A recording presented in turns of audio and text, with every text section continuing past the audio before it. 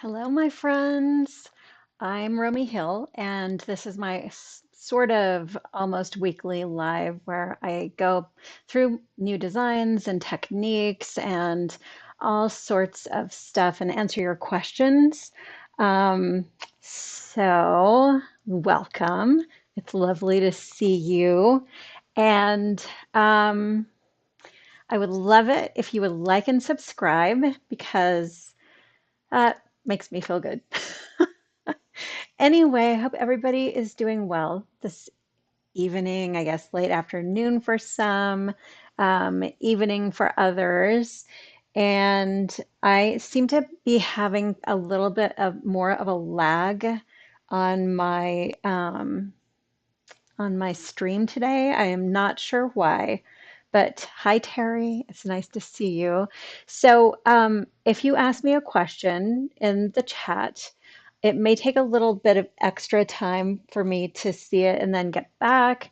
But I promise I will answer your questions and show you all the things and all of that. So, hi Judy, hi Sue, hi Marianne. It's lovely to see you there. And Holly, so nice to see you. Okay, so today I have two new patterns to show you, plus this super cool little technique that I saw on Instagram, and I can't remember where I saw it, but I know that I bookmarked it. So I'm going to put it on Instagram also, and when I do, I will definitely give credit to the account that where I saw it. Yeah, it's a dogless stripe, and it's kind of magic. I mean, like the one that I use all the time, I think is magic too because you really can't see where the stripes start and end. But you have to move your marker over. So this one does not involve having to move your marker over. So I've been kind of playing with it, and I'm definitely going to play with other ways to use it too, because it's kind of fascinating. Like, you'll get to geek out with me a little bit. My new socks, grab your Mary Janes. Um, So they have just a little tiny bit of lace on there. I will admit that I'm not a huge sock wearer, so they just like I tend to have warmer feet rather than colder feet. These are for those of you like me who need like just a little bit of air in there just to keep your feet a little bit cooler. They have a little bit of a lace insert in here, and they have a lace insert right at where the toe changes color. And then up at the top here, this is kind of a lacy little, I don't know, I mean, I guess you kind of call it a ribbing, just a lacy little ribbing up here instead of a completely solid ribbing. So I have those. And, um, oh no, Sue. I hope I didn't spoil something. Um, yes, you do. So, Sue, that's the mystery. So I figured everybody would be like, past, just down, completely finished with it at this point, or at least have snuck looks at the spoiler pics. So, yeah, I hope I didn't mess it up for you. So, okay. Anyway, yeah, over here is the mystery shawl, the 2024 mystery shawl. So, oh, thank heavens. I'm so glad I didn't wreck it for you. I was like, oh, I thought by now, okay, everybody's seen it. So, okay. So I will show you up close and personal all the little bits of these, and I'll show you how to start them and kind of give you a few little pointers and everything. And then also, when I was teaching in Philadelphia, I had a mystery cowl. This is it here. It uses really super simple intarsia, and right in the middle here, and it's seamed in the back. So you can see like there's a seam here, and I'll show you what it looks like on the other side as well. So starts out at the bottom here with an I-cord cast on, which I will also show you today, and then continues up the sides um, with that I-cord. And in the middle here, um, you're going to be twisting the colors together every time you change colors to go to the next color. And I will show you what that looks like on the other side, more up close too. So it's super simple. I tend to stay away from intarsia because I don't want to deal with bobbins. This does not need any bobbins. Um, it's just two skeins of yarn, one skein of each color of Andorra from Calburn Woolens. And it is like the most heavenly yarn. It is really has a lovely hand to it, and it has memory, but it's also soft, and it's just a really nice yarn. So I definitely suggest trying it out. Let's see. Um, okay, just checking to make sure I didn't miss anything. Okay, so let's start with the socks, and I am just going to move my stuff around here. So and switch over here. So here they are up close. This is kind of my favorite part. I love like just the little open work between the toe color and then the body of the sock here. And it also disguises the stripe, like where the jog happens, because of the open work. So it happens right here, and you can see it if you look really closely, but I think it's fairly disguised. No one would really pick it out. So here is the end of the round right there, end and beginning of the round. Um, and that looks almost exactly like the middle of the round over here. So really difficult to tell where one round ends and the other begins. And I confess, I look for any possible way to hide where the rounds end and start because it just annoys me for some reason. So so these have a gusset here, and the heel is a different color. So in the pattern, it's written for the heel being a different color. So that means you're going to be slipping some stitches to get over to this color when you start it out over here. And it's really easy. All you do is you leave off the master color here of the foot and slip these stitches and then start on this contrast heel color. So super simple to do it. And then it uses German short rows right across here to turn the heel. So you can see those short rows across here. They're really well hidden. And then it has the reinforcing in the heel back here. So that is, you can look at this side here. That's just a knit one, slip one across the heel. And that reinforces it so that you're not going to get any holes in the back there. And then this is what that ribbing looks like up at the top. And the bind off has like a little tiny picot right at the top here of these stockinette stitch rows. So right across the top, just a tiny little picot. So when you have them flat like this, it looks like they flare out a little bit because it's not a tight bind off. But once you put them on your body, um, this will stretch out more and you won't see the flare at all. So so if it flares out a little tiny bit, don't worry about it. It will look good on your body still. Let me see. I'm so glad you guys like the socks. Yay. So these are called Grab Your Mary Janes because they have this little bit of peekaboo lace here across your instep, but you could really wear these with Birkies too. I mean, I think they're good sandal socks. They're pretty cute. Okay, so they start with a Turkish cast on. You can actually use Judy's Magic cast on if you want to. This does not depend on it absolutely being the Turkish cast on, or you could use a figure eight or any other type of cast on to start in the round, like a no graft cast on.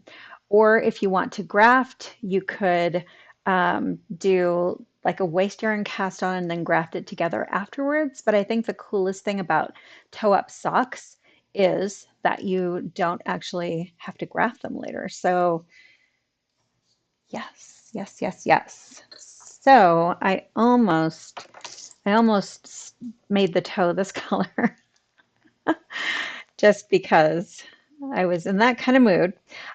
So I'm going to show you how to do the Turkish cast on in with two circular needles. So this is let's by the way a very straightforward pattern. The only thing I would want to call your attention to probably is there's a little stitch pattern here is not charted. Like this is not charted across here because it's just really a simple little tiny thing. It's just a knit two together and yarn over. And then this up here, it looks like it's a more like a more in-depth kind of pattern, but it's actually just that same pattern repeated. So it's just repeated three times here as opposed to the one time here. Okay, so this is the lacy insert here. So over here, when it talks about the lacy insert and down at the toe, that is what it's referring to. And then pretty much everything all the same. And here's the chart in the back here. That's for this top. So super simple little pattern. And it also has the written instructions here. So you're totally set. And once you have finished the chart, you're just going to go out to the bind off and follow these instructions here. So very, very straightforward, um, very simple, straightforward kind of pattern. Okay, so my favorite way to do a Turkish cast on is with two circular needles, but you could also really use one long circular needle and you could use magic loop instead of this. But I'm just going to do it with my two circular needles. So this is one of my favorite cast-ons, as you probably know, because you've probably seen me use this all the time. So I'm just going to make a little slip knot here. And this is going to be the needle that's used second. So here we go. Okay. So I have my slip knot here up on the top. And I tell you in the pattern to cast on a number of stitches across here. So I made the medium, I think, yeah, the women's medium. And so I cast on 24 stitches. So when it says to cast on 24 stitches using a Turkish cast on, you are going to wrap both needles 12 times because you're going to end up with 12 stitches up top and 12 stitches on the bottom. So let me just do this. So it's 1, 2, 3, 4, 5, 6, 7, 8, 9, 10, 11, 12. So I have my yarn held to the back here, and now I'm going to rotate over. I'm going to turn it clockwise. So I'm actually holding my yarn over in my left hand here, but since I usually do this continental, I'm going to show you what it would look like doing it English. So I'm going to start this with my yarn in my right finger here. So I'm still holding up behind. I'm going to stick my needle in here, and that first stitch is a little fiddly. Okay, and it can get a little loose. So I'm just going to kind of pull a little tighter and just going to work this all the way across the top. Oops. See, even I, who am a terrible thrower, can get through this. Okay, so now I'm going to suspend my agony and go back to continental. So that's how you would start it English. And now for continental, back over to the side. So I do have a little video in my tutorials, and it shows this continental as well. So if you need to look back on it, it's linked in the pattern description. So once I'm to the end here, you can see these are a little bit loose on the cable on the bottom here, but we can adjust that later if we need to. So I have a question. Let's see. So Sue says, general question, if you only know someone's shoe size, is there a resource somewhere to give us a way to look up, give us a way to pick the size if pattern gives measurement around the foot? Um, if it gives it around the foot, let me finish the cast on, and then I'll talk about that a little bit. So, okay, so I'm up at the top here, and I'm just going to get rid of my slip knot right here and work across the top. So that was the slip knot that was just holding my yarn on to do this. And once this is done, I will have 24 live stitches, and I will be working in the round. So in other words, I will just be going around. Each time I want to work it, I'm going to be going around again. So later on, you may find that it's a little bit loose across this cast on area, and you can actually adjust that. So the way to adjust that is to find the tail. So here's the tail over here, and then start at the other side and pull the cast on row all the way across here, just kind of like if you had just grafted the toe together. You're just going to pull it tighter all the way across. And by the time you get to the other side, it's going to be a lot tighter across this cast on row.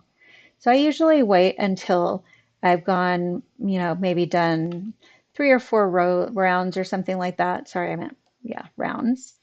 But you can do it anytime you want. So it does actually work right now. And it might even be just a little bit easier to tighten it up right now because it's easier to see which was your cast on row. So this is something that I don't find I have to do when I use Judy's. Judy's, I think, is kind of more, it's a tighter cast on. So obviously, like completely up to you which method you would want to use. I have also used the figure 8. The figure 8 is a much looser cast on. And so this is how I tighten up the figure 8. So once you're to the end, you're just going to pull on that tail, and that will be nice and tight. Okay, so about About sock width. So there are actual tools. Like um, if you were to Google like sock sizes, you would come up with measurements. Like if you're buying socks like from a store that are just made on like a sock machine or whatever, there's not going to be as much of a difference in the width of it. But luckily, when you are knitting socks for yourself, you can do all sorts of things. So you can Google and see the measurements, like the standard measurements of for a shoe size. And you'll be able to see what size the foot is, like just for the standard size. And luckily, because knitwear is so forgiving, even if you're a little bit off with a sock, it stretches to accommodate the foot. So if you sort of know somebody's shoe size, you'll be able to get an idea of what size sock that you want. So the really cool thing about knitting your own socks, of course, is if you have really long, skinny feet or short, fat feet or anything in between, you can actually customize. So whereas it's more difficult to find a shoe in the store that's going to be um, as customized to your foot as a sock, your sock can actually really like fit your foot. So I think that's pretty cool, actually. It's the nice thing about making your own stuff is you can, like I have short, fat feet. So I remember when I was a little kid, um, they did actually used to have wide shoe sizes, but now I basically get a longer shoe, so it'll be a little bit wider, but I can accommodate my short, fat feet with my own little socks here. So there you go.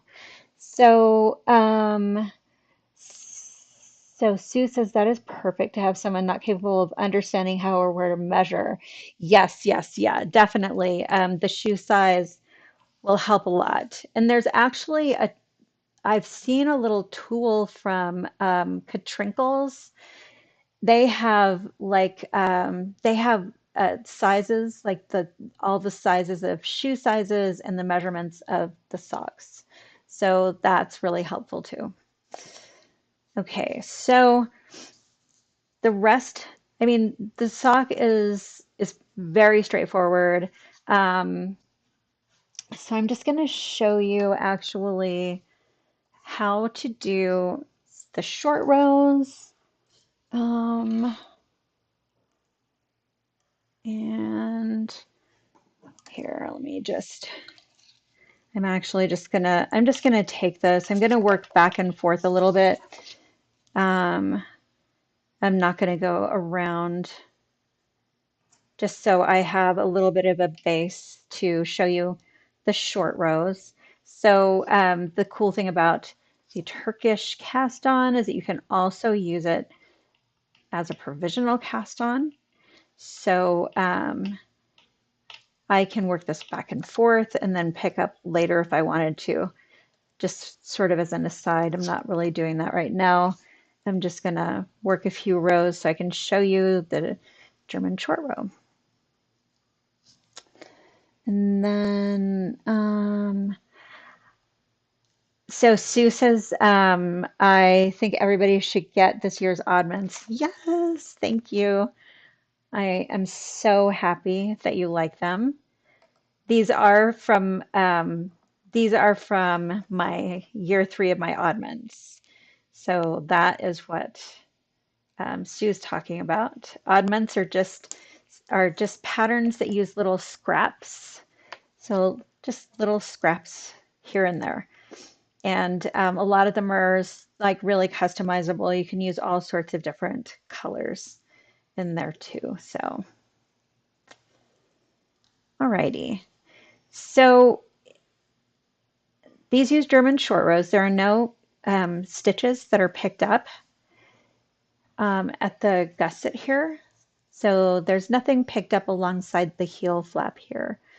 This is just worked back and forth. The heel flap is worked back and forth, and every time you get to the end, you're either going to purl two together or SSK, and that is how these are worked. So as opposed to a top-down sock where you're doing a heel flap and then picking up stitches and stuff, you don't have to pick up any stitches, which is kind of fun. So these use a German short row. So for a German short row, you're going to work your stitch here and then turn over. And now you're going to make a double stitch by holding your working yarn down in front. You're going to slip that stitch purlwise and then bring your yarn up and over the top and then back into position to purl. So this is going to create a double stitch, what looks like a double stitch basically, but it's going to be worked as one stitch. So I'm just going to purl across here and show you on the other side.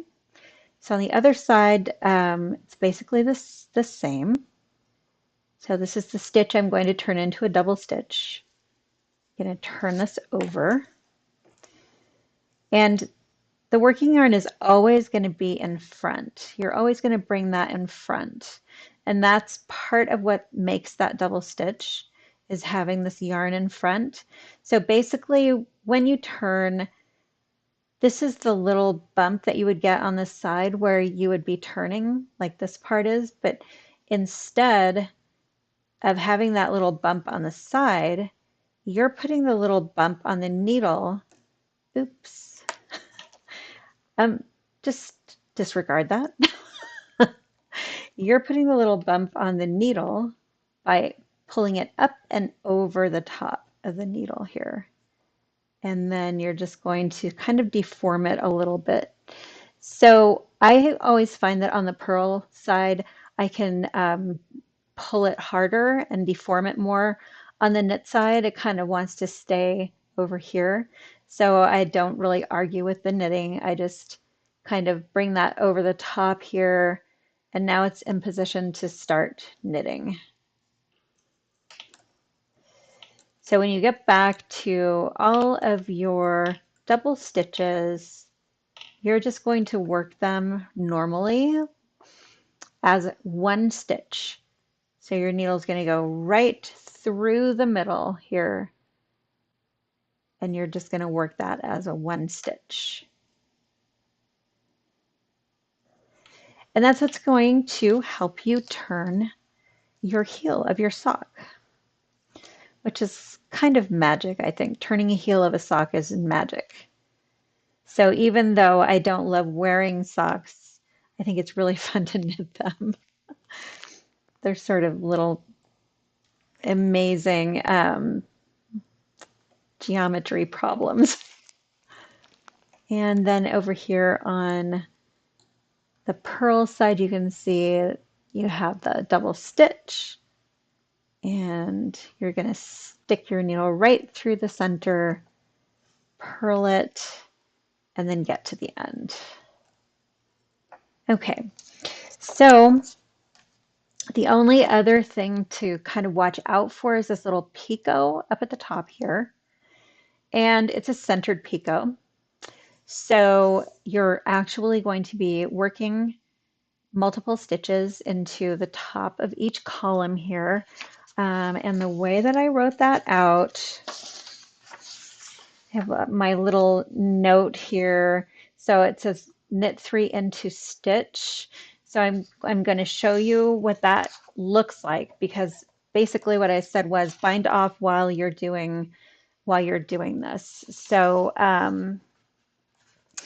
I said to use a stretchy bind off and then bind off while working the stitches. So usually if you were just going along, you wouldn't be able to knit multiple stitches into any stitch, because here's what would happen. So if I'm knitting along and I want to do like 3 stitches into the stitch, and I try to do that, So I just made 3 stitches into that stitch.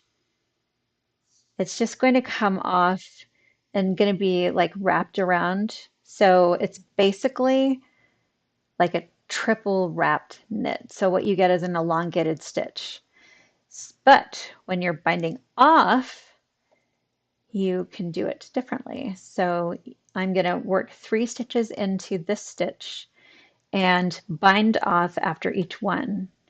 So I've done my first one, and I'm just going to keep my origin stitch over here on the left needle and put these 2 stitches back onto my left needle and knit 2 together through the back loop. So that's what I call my stretchy bind off. So now I'm going to do my second stitch into that origin stitch, back onto my left needle and knit 2 together through the back loop. And then the third time, I can just take that stitch off of my needle, and that's my third stitch that I worked into that one stitch. So that's going to give me a centered picot. And then I'm just going to keep on going across. So the stretchy bind off does not need to be loosened up. Even if you tend to bind off really tight, this is going to be nice and loose for you. Okay, and now here's what that would look like if I were going to do this English style.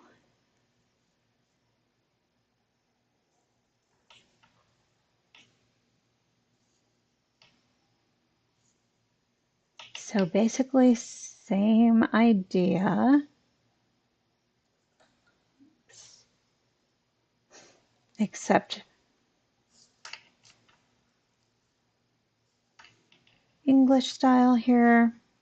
Oops, I split a stitch. So let me do that again.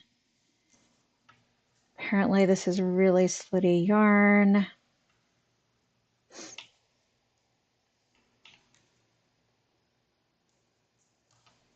Okay, and I'm just knitting these through the back loop after each stitch that I make into this origin stitch. And knit 2 together through the back loop. Oops. I'm having issues. Okay. The English knitting gods are against me today. So there we go. Yay. Okay. And then we can just continue across. So that's what it looks like. So you get that little tiny picot right centered in that top stitch. And then between it is it's a nice stretchy bind off. So this is what it looks like up here across the top here. It's really stretchy. So it will go over your heel really well. You don't have to do anything extra to try to make it stretchier. The extra stitches here in each of the picots makes this even stretchier. So it really has a lot of give to it. Yeah.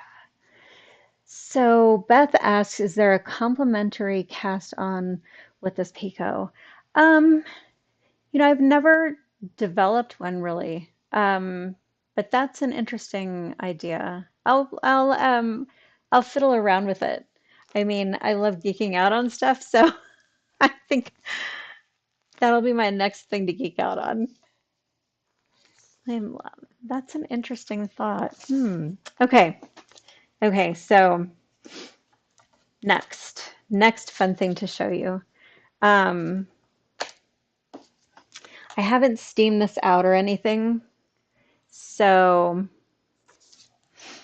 okay. This looks really screwed up down here. I was just kind of messing around with stuff. But up here, this is where the round changes. And you can see like the stripes across here are super straight and nice. And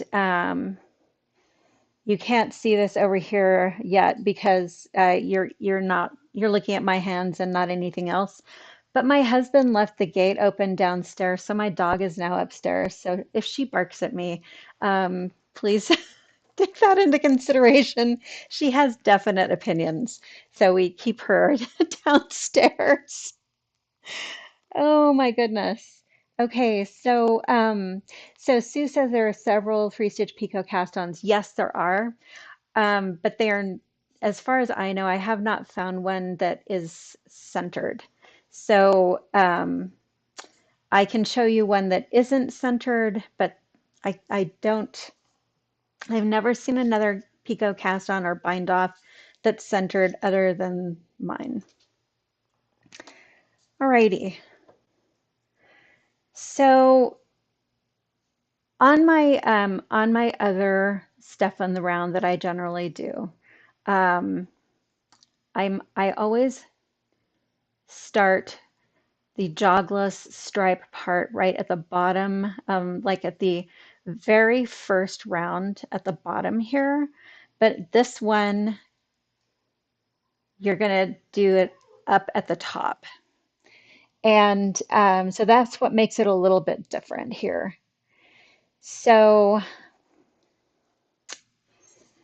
this has, I've started this across the bottom here. And I am going to see about my dog for just a moment. Okay. All right, back here. So usually when I do these, right across the bottom here is where I do the jogless part of it. This is going to be up at the top. And that's why this one down here looked a little bit funky because I was like, no, no, it has to be at the bottom. But no, it's really at the top. Yeah, so a little bit different. Okay, so these are 4 round stripes here. So I am going to turn this over. I'm just going to knit around to the other side and finish up my stripe. I'm doing this magic loop.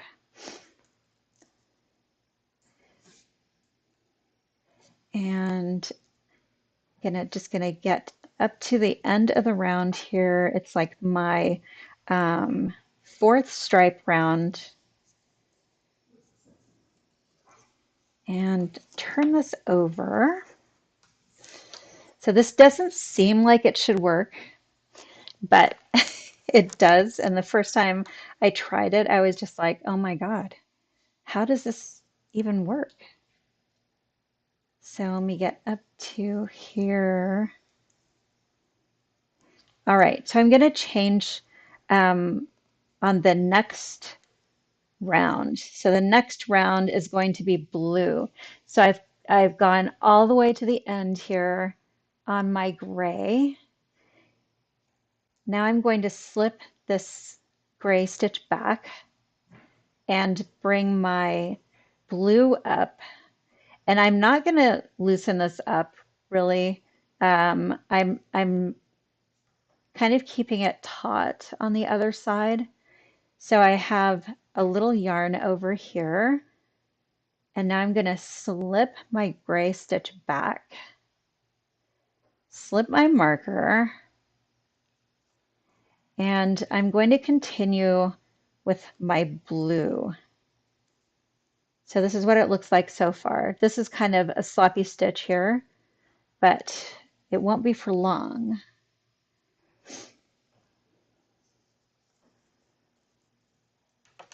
So let me turn this around. This is sort of magic. Like, I don't know who thought this up, but my hat is definitely off to them. It's freaking genius. Okay. So let me get all the way around to the end of my round.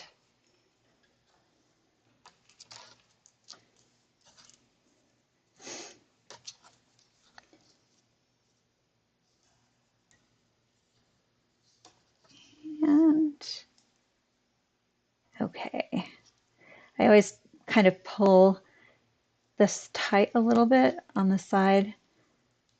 Okay, so here I am now. I'm back around to the side here where I have my gray stitch and then I have my yarn over. So I'm going to knit those two together.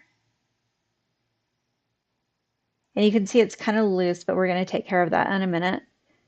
And slip my marker, and then I'm just going to continue across here. Okay, so once that is done, you can adjust this stitch smaller here, and it will go straight across. And as you go, you'll see, I mean, it's kind of like, I don't know how it works, but it does. It's kind of a miracle. I don't know. Okay, so this is what it looks like on the other side. You can see I'm just carrying my yarn up the back here, and I think that tension really keeps it working across here with those stripes. And you don't have to move your marker at all. It's kind of, I was totally blown away when I saw it. So, like, pass it around, everybody, because this is the coolest. And that's what it looks like on the back side. Can you even fathom, like, I don't know how anybody came up with this, but I am just like mind blown, completely mind blown. Love it. Okay. So look out for a reel on Instagram really soon because and I'll figure out where it was that I saw this and give credit. Okay, so let's move on.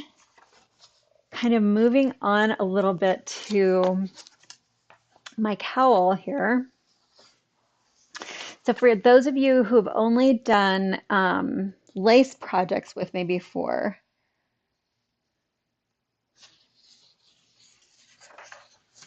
so Sue says, I keep saying I am going to stop talking so much and then you do another thing. Fantastic. Thank you.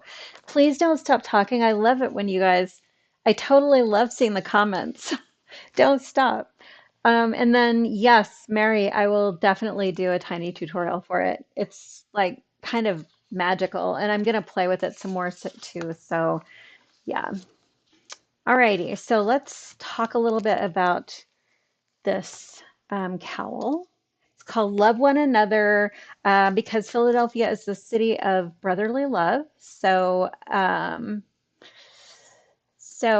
yep, that was the whole idea was to have these two colors intertwined, two like very contrasty colors intertwined in the middle. So loving each other. So it starts down here at the bottom, and I showed you a little bit last week, the I-cord cast on, and I'll show you again how to start this. So it starts across with an I-cord cast on, and then the I-cord cast on continues up the side. So you can see around the side here how the I-cord looks on both sides. And this is what it looks like on the back in the middle here. So um, this is mostly just plain, really simple intarsia in the middle. And then there's a little bit of stranding. So whenever you get your cable crossing like this, there is a little bit of stranding across there that but it's really super simple stranding. And of course, cabling. And here's that. This is the same pattern, by the way, that I used on the sock cuff. And here it's in this cowl. It's one of my favorite little fillers. It kind of looks cable-y, it kind of looks lacy, and it lends itself to all sorts of fun uses. And the cowl is on a garter stitch base. So that makes it a more stable fabric. So you're not going to have really any curling through here.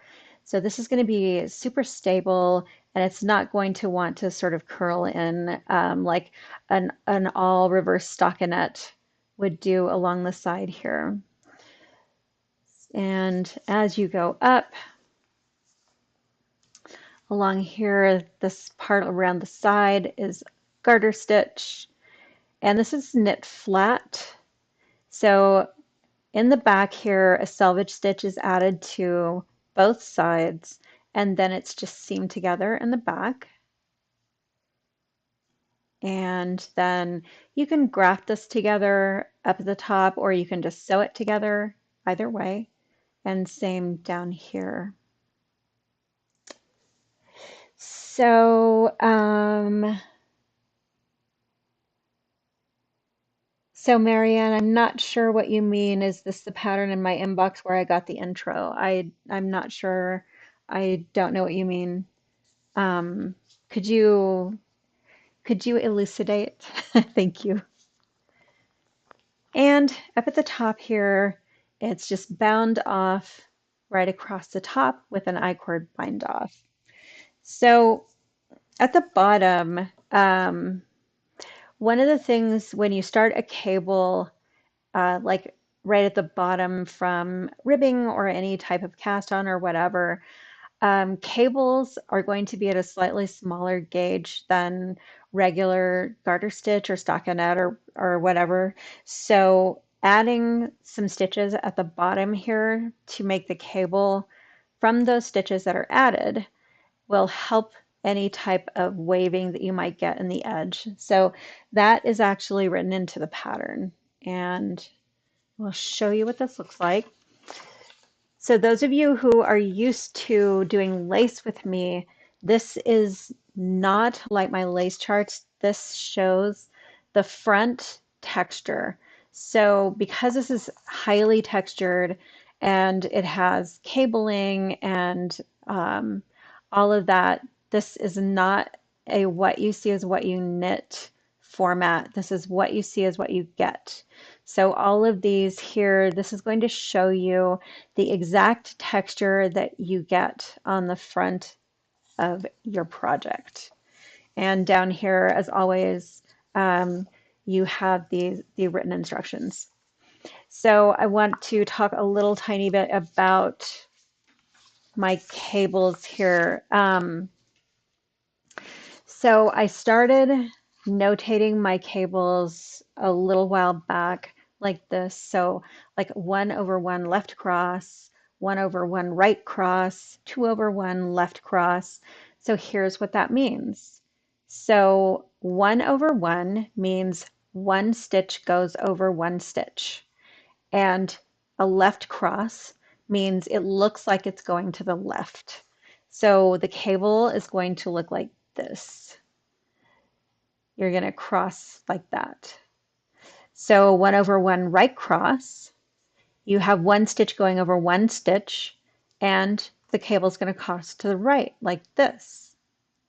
So when you get to 2/1 left cross, that means two stitches are going over the top of one stitch, and it's crossing to the left like this. So there's one stitch on the bottom and two stitches are going across the top. Okay, so like 2/2 left cross would be like this. 2/1 right cross would be like this. So every time you look at one of these, this is what's on top. One goes over one here. Two go over one. Two goes over two. And then which way it looks, like when you look at it, which way it's going to look like it's crossing to. So 2/2 right cross.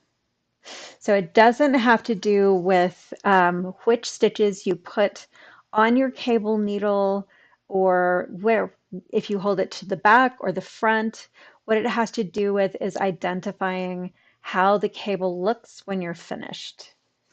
So there we go. So yay, I am so glad you like the cowl. Yay. Okay, that's okay. So let me, oh, one more thing in here. I just wanted to add. There are 4 markers that are used in here. When you start out, you're going to be placing a marker just around the I cord to remember where it is. And then after that, those get integrated, and they are markers 1 and 4. So there is a note in there about that. So I think you'll be fine with that. Okay, so let's take a look at this. I am going to use my little I-cord hack again, and it's completely written out in the pattern. And there's also a glossary of techniques in the back, so that you'll be able to see how to. You'll get kind of a little mind jog. So yeah, alrighty. So I'm going to start with one color here.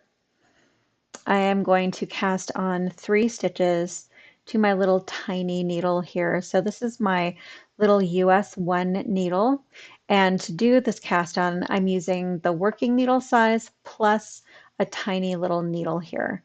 And that is going to help me keep from having that elongated stitch on the first row. So once I've done that, I'm going to turn over. And here's my working needle. I'm going to start this out. I'm going to knit 2 stitches. And I'm going to knit back front, or you can knit front back into the last stitch here and tighten that up. Now I'm going to slip all of my stitches back to my tiny little needle.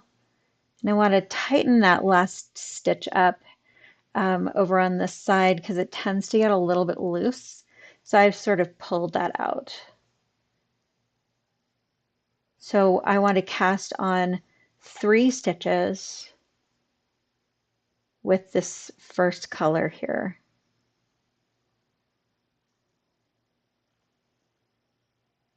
And now I'm going to do a backwards yarn over.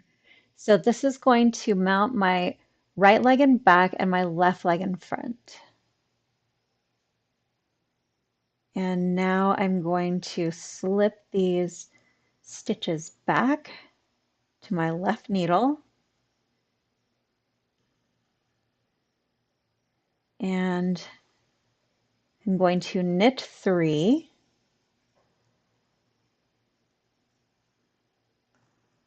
Okay. And now another yarn over from back to front. And I'm going to slip that back over here to my little tiny needle. So I am changing colors in the middle of this row.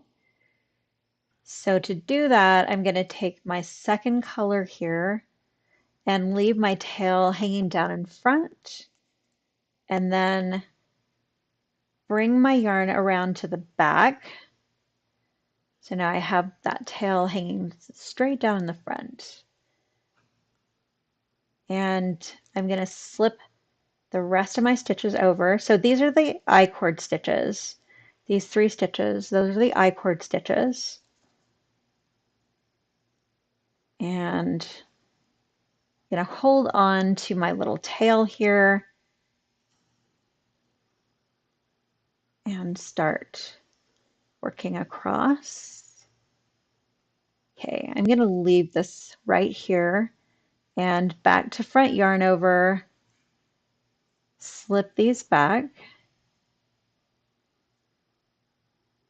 So now I need 3 more stitches of the second color. And this is the bottom of the shawl.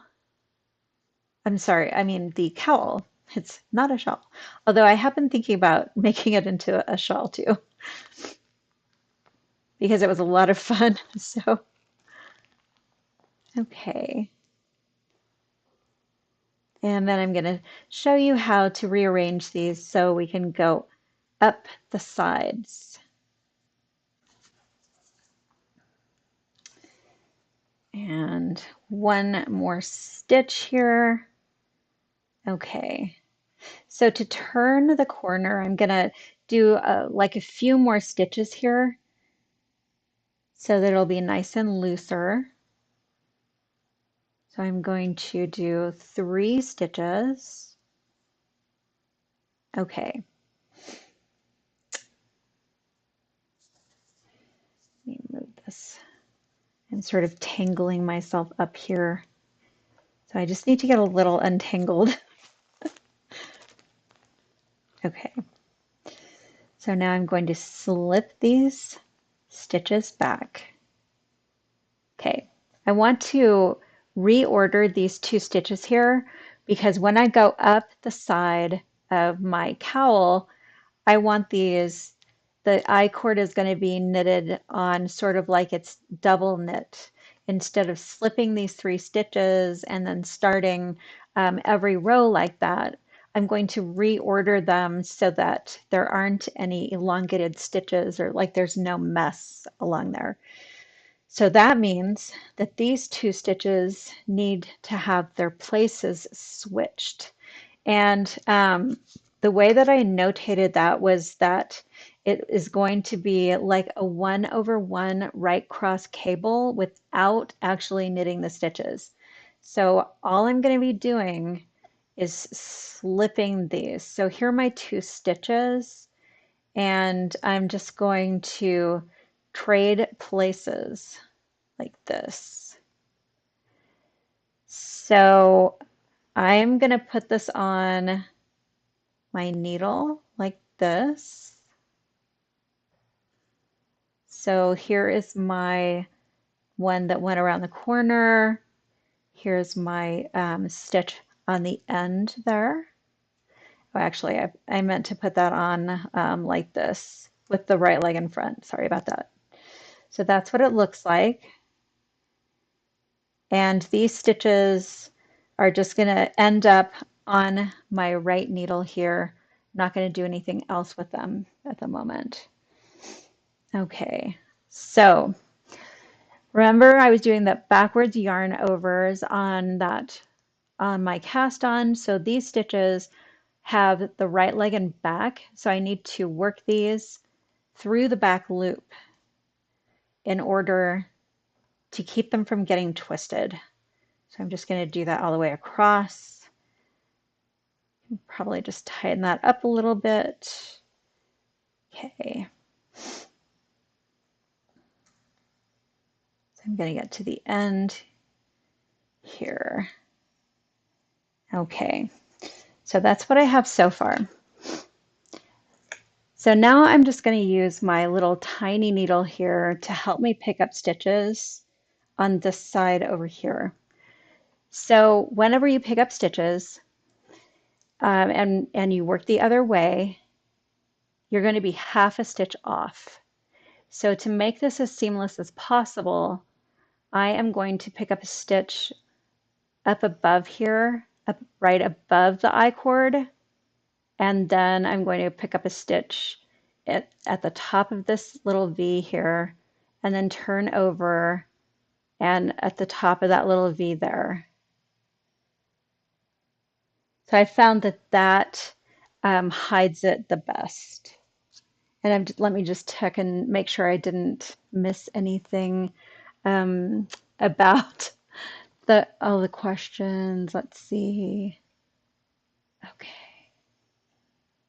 Okay, so Marianne, I am going to be at Vogue in New York. So yay. And let's see. Okay, I just wanted to make sure I didn't miss anybody. Alrighty. So I like to use my little tiny needle to help me pick up stitches. And this is one of those times when you first start, you may not get it you may not get your stitch picked up exactly where you want it to be picked up. So I personally think it's completely fine just to do it until you like the way it looks. So I'm just going to use this needle to help me grab a stitch here. So the whole idea is just to make this look as seamless as possible. And I have found that instead of going from front to back, it's easier going from back to front with your helper needle when you're picking up from an I-cord. And it is completely fine to get all of those extra little strands in there. That is totally fine. What you're going for here is aesthetics. It doesn't matter how many strands you end up picking up around. It'll be two, sometimes three. You just want it to look as seamless as possible.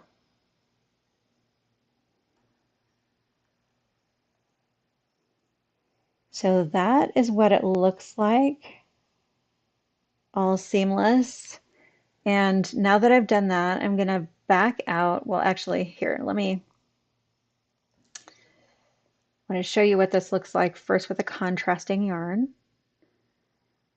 where I picked up here. And now I'm going to back out and I'm actually going to do what the pattern says, which is to switch over in the middle here. Okay. So whenever you switch over your yarns, you're going to twist them like this. And that is going to prevent a hole. So I have just twisted my yarn and back I go over here. And now I will show you what this looks like when you are just completely seamless.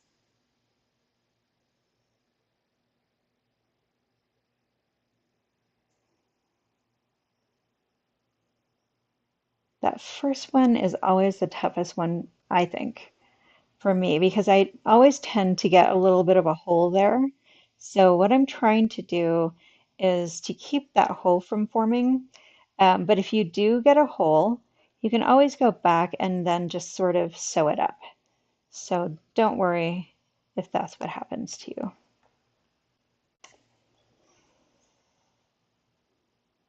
Okay, so we get through here.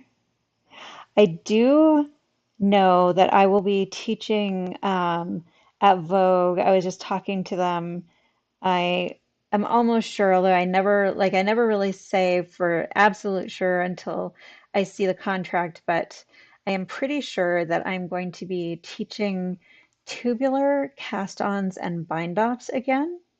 So if you went to Vogue last year and you weren't able to get in that class, um, I'll be teaching it again. Okay. So here is, yeah, so Sue, I turned it into a teaching moment, but really I was just kind of, in the ozone. Sorry about that. But I thought you could actually see it way better with the contrast yarn.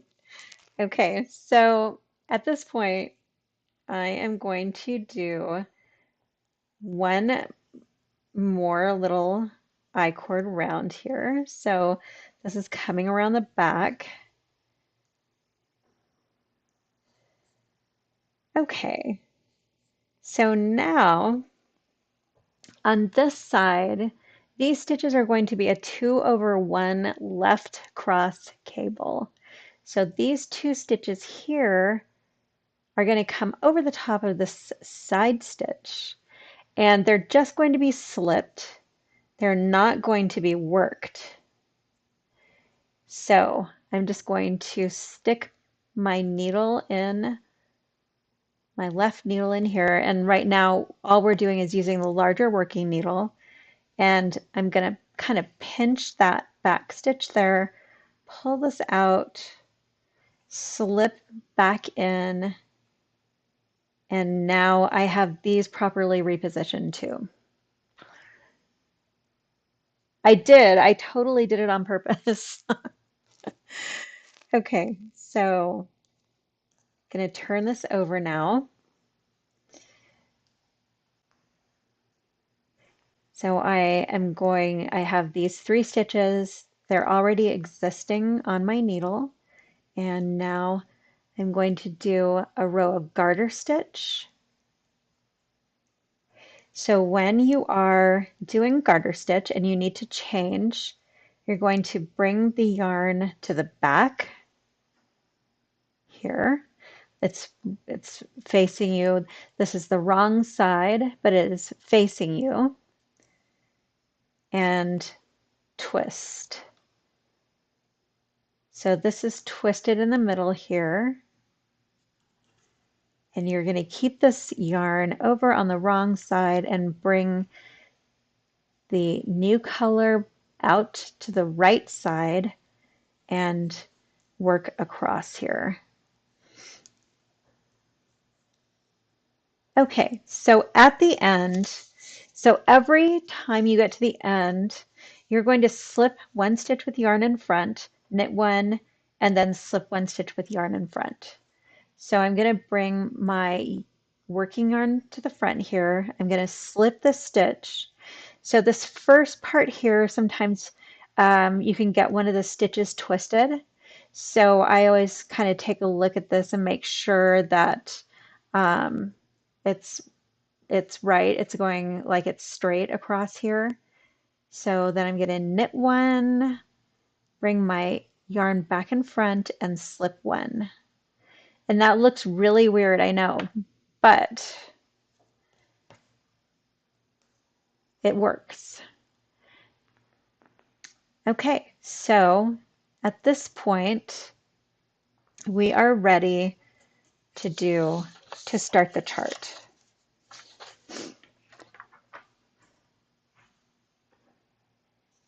So here on the chart, you'll see that you're going to knit 1, yarn to the front, slip on purlwise, and knit 1. So that's going to be your edge. So it's kind of worked as though it were double knitted. And I'm going to stick my marker on that. When you see just a generic make one, it's just whichever one you prefer. So there's my make one and knit 1. And now I'm going to knit front and back. And I'm going to twist those 2 colors again. And knit front and back.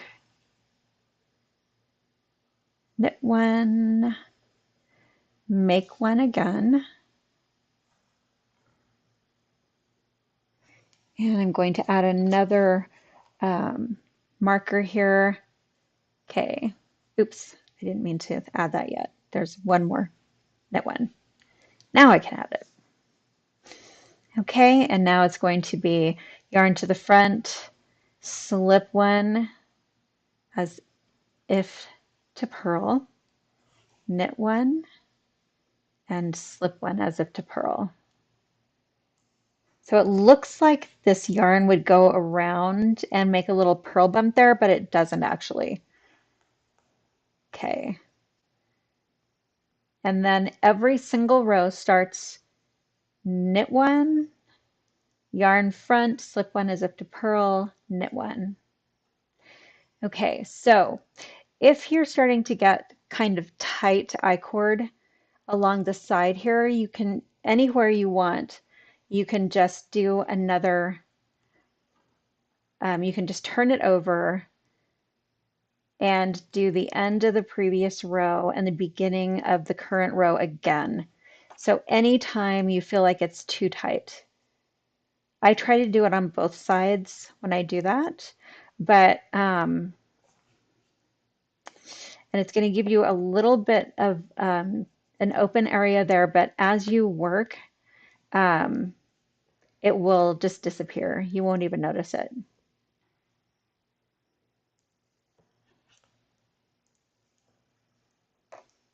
And that middle one is knitted again. So I'm going to twist these one more time.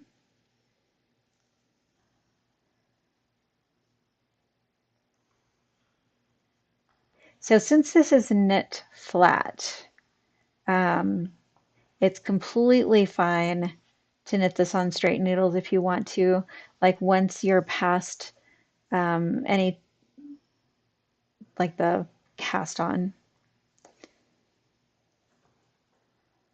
So on the other side, I did an extra I cord, so I'm going to do it on this side too, so I can get ready. So I'm just adding a little bit to make it a little bit stretchier on the side. So this is what I have after, this is after row 2 across here. So I can take this now and put it on the other side if I want, but I don't have to. Yes, exactly. So, Sue, one of the things about I-cord is that in an I-cord like this, there isn't one stitch per row because you're always going to be slipping some stitches. So, in order for it to get a little bit loosened up, adding that extra bit along the side really helps loosen it up. But if you did that every single row, it would be too loose. So I just kind of go by however how it looks, how it's coming out. Okay, so now I'm gonna do my make one right.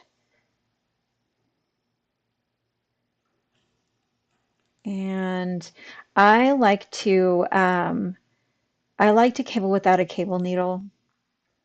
So this one is a 2/2 left cross. People definitely do this in different ways. Um, so if you have a different way that you do it, is totally, like, I'm not saying you're wrong at all. Everybody has their favorite way.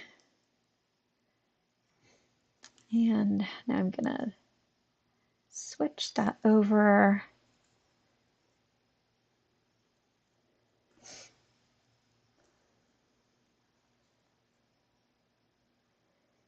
So the thing I really love about cable charts is that they are so representative. Like the cable symbol is so representative visually of what it is that you're doing.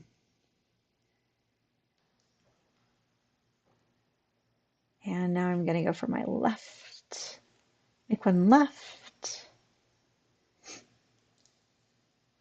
Slip one, knit one, and slip one. So that's the bottom. That is how it starts at the bottom. It is, so definitely. So Sue was saying that that's great for getting around corners. It really is. It helps ease around the corners. Okay, so that's the start. Um, and I'm running a little bit late. So as much as I like, I could, do something boring like just knit on and on. But so that's how you start the cowl. And doing the cable is basically the same. So when you look, let me transition back here. So when you look at this color is going to represent exactly what it looks like. So you can see at the bottom here, um, this curls around, this part curls around here, and it curls around here too. So this is what you'll be able to see where the different color is on the side. And I will actually do a little bit more of this next week. So you can see the cabling up a little bit up the cowl.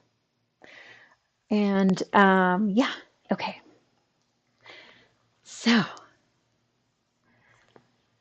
so let me just blather on a little bit more and make sure that I have not missed any questions or anything like that. So, let's see. News. Um, we're under a heat dome right now. I hope that you guys are are doing pretty well with your weather. I know it's been really crazy. Um, so yeah, so we're under a heat dome, and but we're actually doing so much better than a lot of other people. Like we're only in the low 90s. So whereas are other people near us, I mean, up in the, high, like 100 and whatever craziness. So so not bad at all, really. And let's see. So it looks like I am going to be doing a book project. So I'm kind of excited about that. And yeah, so I have a lot of work to do in a short amount of time. And I've been sort of like, cogitating and trying to work this out in my head, get this all thought out, like how I'm going to do the project. So I'm very excited about that. I am going to be going to this really cool little retreat. I'm going to be like a camp counselor. This is for Row House Yarns, Camp Knitaway, it's called. And I think there are 3 spaces left. So it's a private island in Connecticut, and there's a private chef and like all sorts of like kayaks and paddle boards and hammocks and a sauna. And like it's mostly just hanging out and having a fabulous time with one another. And I'm going to teach one class too, but it's really relaxed, and I am so looking forward to it. And I'm hoping that I will see some of you there because I think that would be so much fun. So let me see. So I'm looking over here. Yay. So Dee, thank you. I'm so glad you like them. And yay, yay. I'm so excited that you guys are excited. Okay. So I think that's about it for the day. And I will definitely be back next week as well. And oh, one more thing I wanted to say. I did actually, I did choose people for prizes during the mystery knit along. And then I was like trying to figure out where I was going to announce who and where, like, because things like people are all spread out all over the place. So I will actually, I'll just write to you wherever it was that I chose you randomly for the prize. This is aside from the ones from like the finished object list on Ravelry. This is just random prizes. Um, and I will contact you and let you know. And then I think I'm just going to publish a list of people who got the prizes on Ravelry so that you can go and take a look and see like what they were and who got them and everything. And I will probably stick them in my newsletter too. But I was just trying to figure out some way to just some place that everybody would see it. So anyway, there we go. So thank you so much for joining me. It's always, I love seeing you out there making comments and having conversations and stuff in the chat. I loved the conversation about perky baubles before. I think that was like the high point of my year so far. So definitely, when you can make it, I love to see you. So thank you for being here and for hanging out with me and geeking out with me on things. And I will see you all next week. So take good care, everybody. Stay cool, stay safe, Enjoy your summer. Bye bye.